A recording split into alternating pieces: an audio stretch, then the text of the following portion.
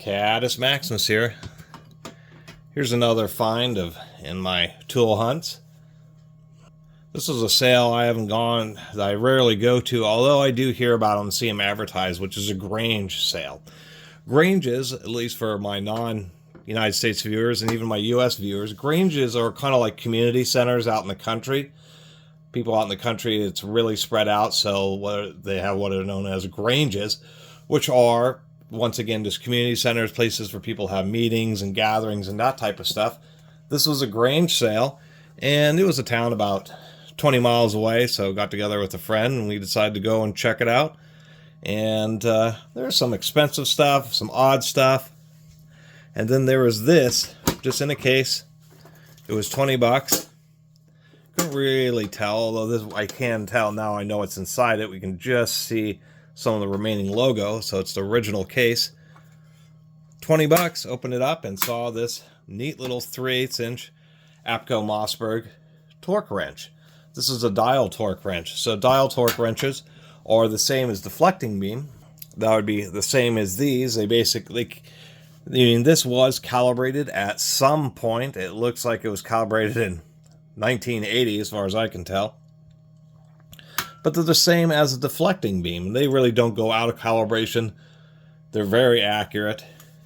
They're based on the bending strength of the fixed beam, and so when you apply torque, that beam bends while the indicating rod just stays in the same place. So even though it looks like the needle is moving, it's actually not what's moving. It's the gauge itself is moving. The needle's technically staying in the same spot.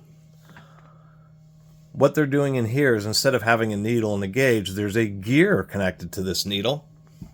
And that gear is, of course, when you apply torque to it, that gear moves an indicator needle. So, pretty simple torque wrenches, but they tend to be just a little bit more durable because they have this whole frame, and they can be easier to read because, of course, you now have an indicating needle. Indicating or dial type torque wrenches are handy because it's just a little easier to measure constant torque values, such as, you know, an automotive, trucks, anything where you have bearing tension, like wheel bearings. You'll torque the wheel bearings down nut to a certain point, and then you'll actually use a torque wrench like this. This is inch pounds, goes to 600, which is about 50 foot-pounds. But what it would happen is you just put on a socket and you'd measure it, and it says, you know, turning torque should not exceed, say, 40 inch-pounds. And so you just use this and you turn it and you make sure that the torque isn't too high. If the torque's too high, then you know the bearing's too tight and you just need to loosen it up a little bit. So that's the real handy nature about these things. Is they're like a deflecting beam, but they can be easier to read just because of the dial. And many times it can go to higher values than the traditional deflecting beam because you don't have to have such a wide gauge. It can just be on the dial. This one's pretty neat. Also, what kind of... well, first, a tip. And one thing that actually a long time ago on a different dial torque wrench somebody had mentioned is that you can go read 2-0, which tends to be a little bit easier.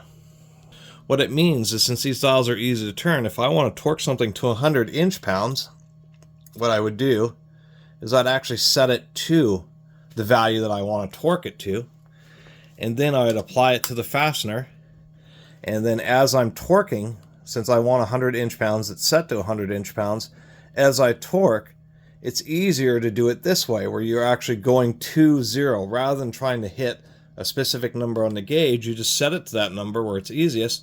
And then since the 0 is really clear, really easy to see, and doesn't have a bunch of printing around it, it's much easier just to set it to, say, 100 inch, in this case, 100 inch-pounds, and then just torque until you hit 0, and you know you've reached the value. And that's really makes these a lot easier to use. The last thing I'm going to say about this is something I was noticing, is I thought that anvil kind of seems like a push through.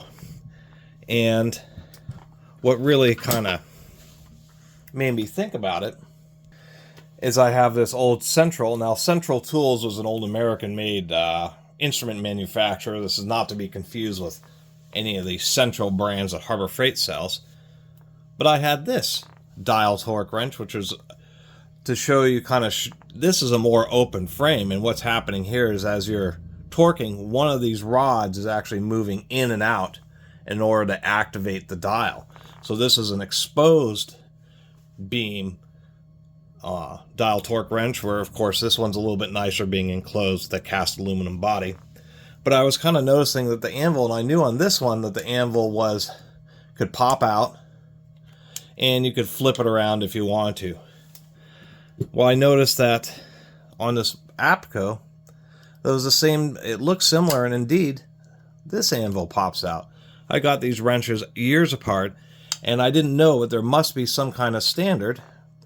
Now, obviously, that as this is loose, but what's interesting, as soon as you pop in another anvil, I'm going to take this 1/2-inch anvil, I'm going to pop it in there, and it actually recesses. It's actually this very same size. It goes right back to 0 because now this is centered.